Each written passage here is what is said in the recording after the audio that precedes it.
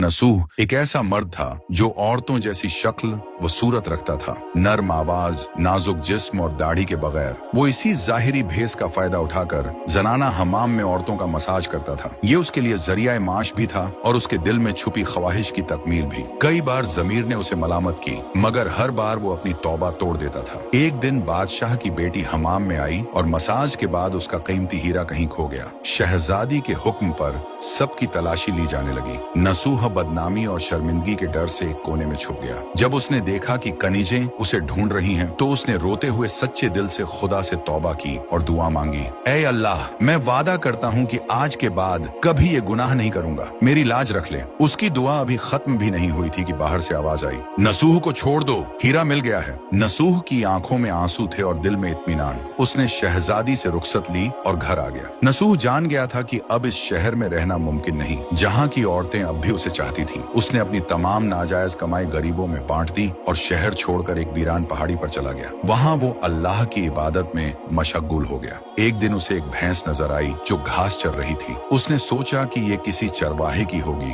और जब तक उसका मालिक न आए वो इसकी देखभाल करेगा। कुछ दिन बाद एक तिजारती काफिला रास्ता भूलकर वहाँ पहुंचा। प्यास की शिद्दत से निढाल ताजिरों को नसूह ने अपनी भैंस का दूध पिलाया और सबको सैराब कर दिया। नसूह के अच्छे अखलाकन से मुतासिर होकर ताजिरों ने जाते हुए उसे बहुत सारा माल बतौर तोहफा दिया। नसूह ने इन पैसों से वहाँ एक कुआं खुदवा दिया। आहिस्ता आहिस्ता उस कुएं के इर्द गिर्द लोग बसने लगे और इमारतें बनने लगी।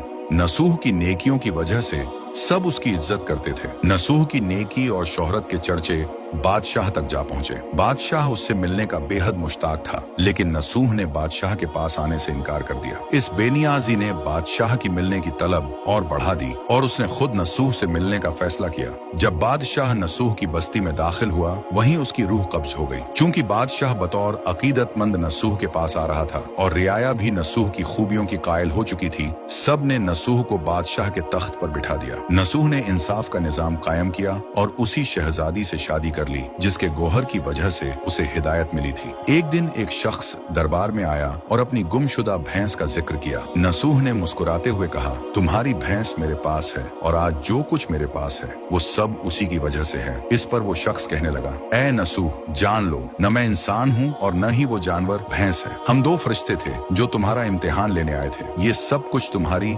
सच्ची तौबा का नतीजा है। ये कहकर वो दोनों फरिश्ते नजरों से गायब हो गए। इसी वजह से सच्चे दिल से की गई तौबा को तौबा नसूह कहते हैं।